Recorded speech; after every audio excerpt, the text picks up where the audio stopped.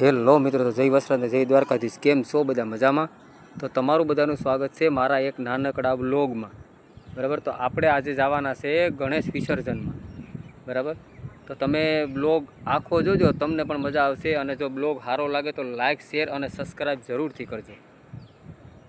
આપણે જોતા હતા ગોરબાપાની વાટ, તો ગોરબાપા આવી ગયા. અને ગોરબાપા જે આપણે ગણપતિ બાપાની જે કંઈ પૂજા વર્ષના કરવાની હતી એ બધી કરતા હતા. અને આપણે સામે ઊભા વિડીયો ઉતારતા હતા. બરાબર, પછી ગોરબાપાએ વિધિપૂર્વક બધું કમ્પ્લીટ કરીને પછી ભાઈ વિધિ પતાવીને કમ્પ્લીટ કીધું હાલો ભાઈ હવે તૈયારી કરો. પછી ગણપતિ બાપાને હરવેકથી નિશા લઈને આપણે ટ્રેક્ટરમાં રાખતા હતા. પછી ટ્રેક્ટરમાં રાખીને પછી બધી તૈયારી કરી. તો બધા તારે ડીજે વાળા ધબધબાટી બોલાવતા હતા, હો ભાઈ કંઈ ઘટે નહીં તારે, હવા મોજે મોજ.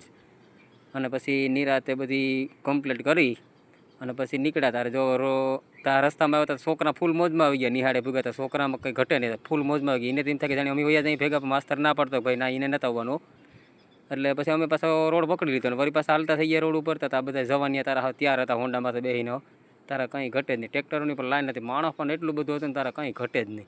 આપણે થઈ ગયા રસ્તામાં વહેતા થઈ ગયા. પછી એમ માનો ને કે હાલતા આગળ આવી જાય રસ્તામાં, જોઈ લે તારા ભરતો તો જો કંઈ ઘટે જ નહીં. હો ફૂલે ફૂલ મોજ તારા. આપણે પકડી લીધો સીધો હાઈવે પકડી લીધો. એટલે તારા ડીજા વાળા તારા એક જોતો એક ભૂલી જતો, એક એવું વગાડતા હતા કંઈ ઘટે જ નહીં. જાણે હાવ આમ નાચવાની મરજી થઈ ગઈ કે હાવ નાચવા માંડી હેઠા ઉતરીને. વાહે ટ્રેક્ટરની લાઈન વહી આવતી હતી.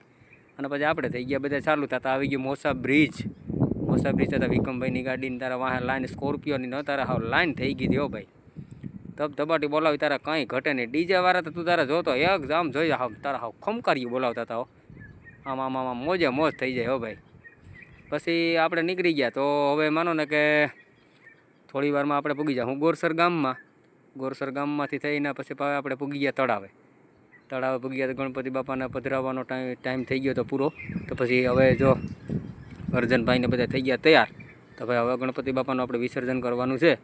તો જો હરવેકથી નિરાતે ભાઈ જોજો તમારો પગ ન લપટે. હો ભાઈ, કારણ કે આ પાણીના હિસાબે છે ને ભાઈ લપટાણ બહુ જ થઈ જાય, એટલે ધ્યાન રાખવું પડે. નિરાતી તો ભાઈ તારે હરવેકથી જો ગણપતિ બાપાને લઈને નીકળ્યા અને વિસર્જન કરવાનું છે. ભાઈ રાણાભાઈ, પછી અર્જન, પછી ભાઈ આપણે જીવાભાઈ, એના હાથે ભાઈ સારું કે ભાઈ આ એક ભાગ્યની વાત છે. એટલે જો વિસર્જન કરવા માટે એ અંદર પાણીમાં ઉતરી ગયા. બરાબર, અને ભાઈ જો તમને આ અમારો બ્લોગ સારો લાગ્યો હોય તો આ બ્લોગને લાઈક, શેર અને સબસ્ક્રાઈબ જરૂરથી કરી લેજો મિત્રો. બરાબર, તો આવા વિડીયો જોવા માટે તમારે અમારી ચેનલને લાઈક, શેર અને સબસ્ક્રાઈબ જરૂરથી કરજો.